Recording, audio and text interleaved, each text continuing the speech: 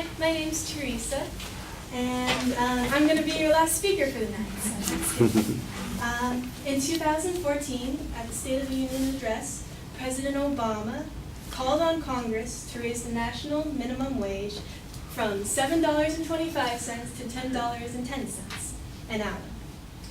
One usually thinks that this is awesome, minimum wage is awesome, we're raising it, yeah!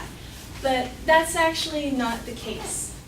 The proposition I am going to make tonight is increasing minimum wage has a significant negative effect on the economy. I'm going to be showing you this by first talking about raising minimum wage would hurt the business, it would hurt the employees, and it actually has not been proven to be effective at lowering the poverty rate, which it's meant to be used for. So first, let's talk about it hurting the business. Sarah Schemas, on her article about increasing minimum wage, the pros and the cons, proposes that it's too heavy a burden on employers, especially small business owners, on raising the minimum wage. They become unable to hire as many people as they once did when the minimum wage was lower. Of course, this all depends on the business. Some places have more people in a smaller area, so they might have more business than a big area with less population.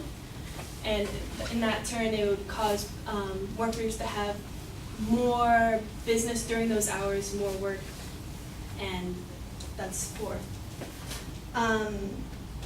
So my second point would be it actually hurt the employees. Columnist of Boston Globe, Jeff Jacoby, states, when legislators raise the price of low and unskilled labor, it's usually low and unskilled laborers who end up paying the price. So what once was a customer for low and unskilled labor might argue not hiring someone for that job because they can think to themselves, oh, I can do it myself, versus paying so much for an unskilled laborer to do. The nonpartisan Congressional Budget Office estimated that President Obama's $10.10 wage, when it's fully implemented, would reduce total employment by around 500,000 people, 500,000 jobs. It would increase the earnings for about 16.5 million low-wage workers, but do you think it'd really be worth it? There will be 500,000 people without jobs in total. Some of those people would be young workers who would be willing to accept a $5 minimum wage job to gain experience. Like, the teenagers who just want to experience, put it on their resume, work at McDonald's and such. But they won't have that opportunity anymore because of raising minimum wage. Employers would not see them as eligible workers because they know they're going to leave after a short period of time. So why would they invest in them with that money if they know they're going to leave after a while? And lastly, raising minimum wage has not proven to be effective at lowering the poverty rate. As stated before, 500,000 people would lose their jobs and be without jobs. And the cost of goods and services would raise because the companies would have to raise the prices if they wanted to keep all their employers. They also would raise it because the majority of people, in the scheme of things, would have more in their pocket, and so they would raise the prices because they would figure also that people could afford it.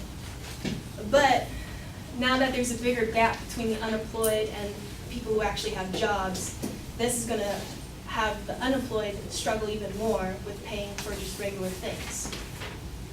So, in summary, raising minimum wage would hurt the business, would also hurt the employees, and it would not really help the poverty rate altogether. So, as a fellow member of the working class, I hope you agree with me in that raising minimum wage has a significant negative effect on the economy. Thank you.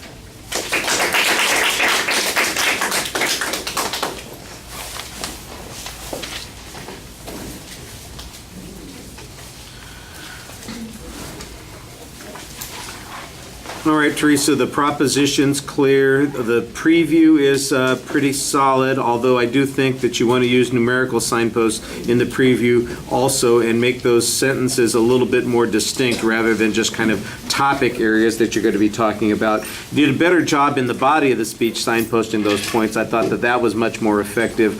The first couple of points really depended on hypothetical examples. You do have quotes on each of those points, but the quotes are very generic. The one citation of specific information was the CBO data, and I thought that that was applicable and useful there. Everything else is kind of, an explanation of the process and, again, hypothetical. So I think you need to develop a little bit more data on those points to make the arguments work for you. The summary I thought was very effective. It was clear that you were finishing the speech in our point of view, and your point of view was very nicely summarized there. All right, thank you.